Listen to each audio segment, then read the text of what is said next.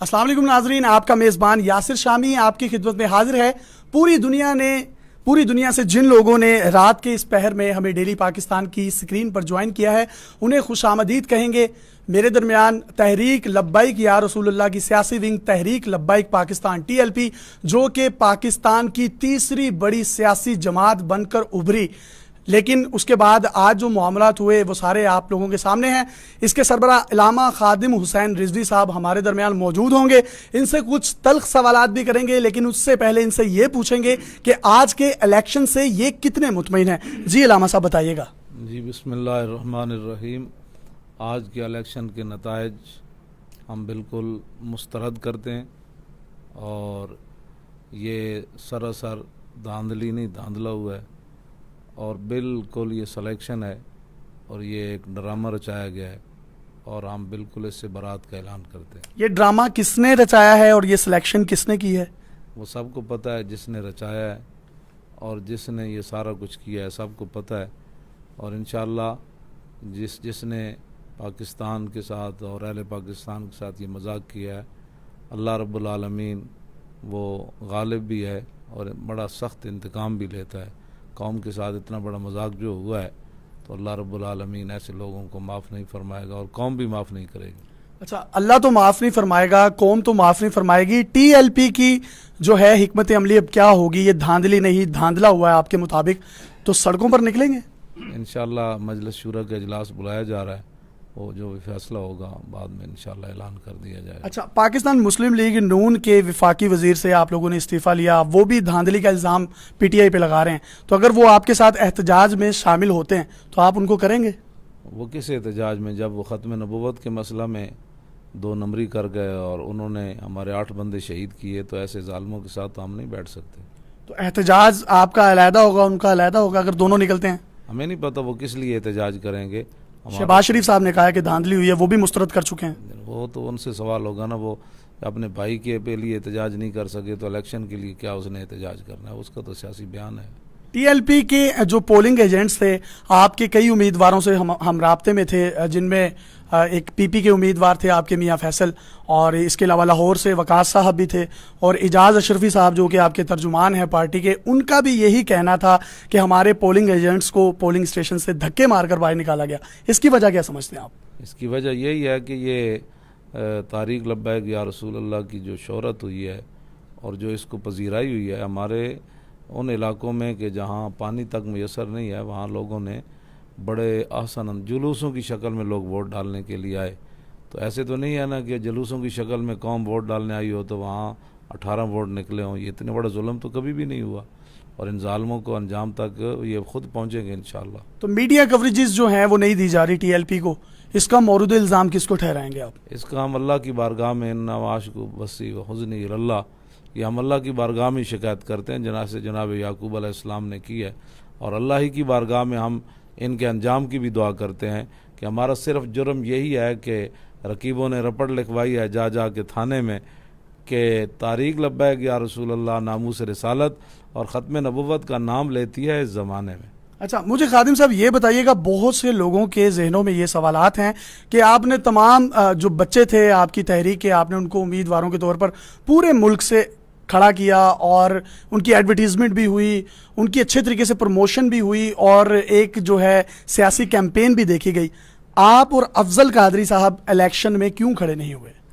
اس لیے ہم کھڑے نہیں ہوئے تاکہ ہم لوگوں کو بتا سکیں کہ اقتدار اور کرسی ہمارا مقصد نہیں ہے، مقصد اللہ رسول کی رضا ہے، اور تاکہ یہ آنے والی نسلیں جو ہم ان کی تربیت کر سکیں، یہ قوم ملک اور ملت کی اچھی طرح خدمت کر سکیں۔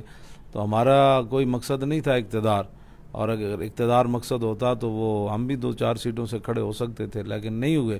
تو یہ تو آپ کو ہمیں داد دینی چاہیے، نہ کہ اس پر سوال کرنا چاہیے کہ جی واقعی آپ کا مقصد جو ہے وہ اللہ رسول کی رضا تھی۔ اگر اقتدار ہوتا تو کسی ایک پر تو آپ ضرور کھڑے ہوتے۔ سر، ڈیلی پاکستان تو آپ سے سوالات کرے گا، وہ اس لیے کرے گا کیونکہ آپ کو ہم سے کوریج مل رہی ہے، آپ کے تمام کارکنان، آپ کے امیدواران اس بات کی آن ریکارڈ آن لائیو جو ہے گارنٹی بھی دیں گے۔ ہم تو آپ سے سوالات کرتے رہیں گے۔ ٹھیک ہے، سوال کریں بے شک ہم، لیکن سوال بطور سوال نہیں، اور بطور جو ہے وہ ایک مشن کے سوال کریں۔ میں اس کا قائل ہوں، لیکن یہ ہے کہ بھئی اگلے کو اس طرح زج کرنا اور یہ اس کے لیے تاکہ یہ کہیں پھنس کے کوئی ایسی بات نکالے، میں اس کا بالکل قائل نہیں ہوں۔ اچھا، ایک آخر میں مجھے اس بات کا جواب دیجیے گا، شفقت محمود صاحب جو تھے، جب ختم نبوت کی ترمیم پیش کی گئی تو انہوں نے اس کی مخالفت کی، تو بہت سے لوگوں کے ذہن میں یہ بھی سوالات ہیں کہ آپ نے زاہد حامد کا تو استعفیٰ لے لیا، تو ان کے بارے میں اب کیا کہیں گے؟ وہ دوبارہ قومی اسمبلی کے اگر ممبر بن گئے؟ یہ تو سوال عمران سے ہونا چاہیے نا، کہ جس کی مشائخ نے، علماء نے حمایت کیا ہے کہ یہ ختم نبوت کا محافظ ہے اور ناموس رسالت کا محافظ ہے، تو اس محافظ سے اتنا تو سوال ان لوگوں کو کرنا چاہیے تھا کہ آپ کی پارٹی کا ایک ٹکٹ لے کر بندہ لاہور سے الیکشن لڑ رہا ہے اور راجہ ظفر الحق نے اپنی رپورٹ میں انوشا رحمان اور اس کا نام لکھا ہے، تو اس وقت تو یہ رپورٹ آ جاتی، یہ تو ہم انشاءاللہ ان سے سب سے حساب لیں گے نا، کہ ہمیں فیض آباد جانا ہی نہ پڑتا اور جناب وہ 8 بندے بھی شہید نہ ہوتے، 12,000 شیل بھی نہ گرتے، اور لوگ جو جن کے راستے بیچاروں کے بند ہو گئے تھے، راستہ تو ایک دن بند ہونا ہے جب قبر میں جانا ہے، وہ تو چاروں طرف سے بند ہونا ہے۔ ہاں، ہمارے تو ہزاروں راستے کھلے ہوئے تھے، ایک راستہ بند ہونا ہے، لیکن اس وقت تو اس فائدہ کوئی نہیں ہوگا چیخنے کا۔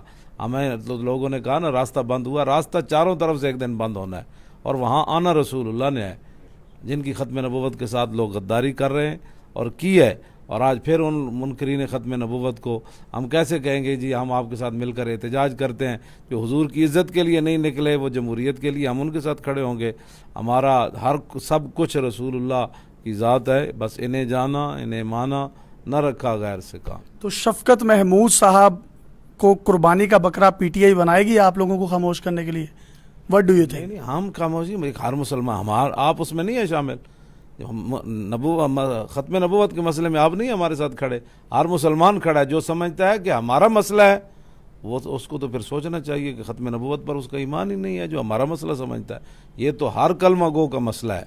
ہاں جی، اور اگر یہ ہمیں تو کسی کو بکرے بنانے کے لیے ہماری جماعت وجود میں نہیں آئی، ہماری جماعت وجود میں آئی ہے کہ مکمل جو رسول اللہ دین دے کر گئے، یہ تو اللہ تعالیٰ نے یہود اور نصارہ کی تردید فرمائی، افتؤمنون ببعض الکتاب وتکفرون ببعض، کہ بعض کتاب پر ایمان لاتے تھے، بعض کا انکار کرتے تھے، اپنی کتابوں کو پشت پیچھے ڈالتے تھے، وہ پشت پیچھے چھوڑے ڈالتے تھے، اس پر عمل نہیں کرتے تھے۔ ہمارا یہی موقف ہے کہ قرآن و حدیث پر عمل کیا جائے اور حضور کے دین کو تخت پر لایا جائے، اور یہی تاریخ لبیک یا رسول اللہ کا منشور بھی ہے، دستور بھی ہے۔ کراچی میں ٹی ایل پی کی پوزیشن بہت سٹرونگ تھی، وہاں پر 4 حلقے جو تھے وہ کسی حد تک آپ کے حق میں تھے، وہاں کے جو معاملات ہیں وہ کیوں خراب ہوئے؟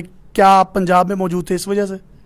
نہیں، یہ وہاں تو ہم نے، یہی تو ٹی ایل پی کا کمال ہے کہ بلال از حب صہیب از روم، سلمان از فارس اور بولاب از مکہ چیبل اجبیست، اس بات کو تو ٹی ایل پی نے ختم کیا ہے کہ میں بلوچستان میں گیا تو وہاں بھی میرا ایسی استقبال ہوا جیسے پنجاب میں ہوتا ہے، میں اندرون سندھ گیا تو وہاں بھی میرا ایسی استقبال ہوا، اس بات کو تو ٹی ایل پی نے ختم کیا ہے۔ میں کراچی لسانیت کے نام پر بننے والی تنظیمیں جو ہے وہ تباہ اور برباد ہوئی ہیں تو ٹی ایل پی کی وجہ سے ہوئی ہیں۔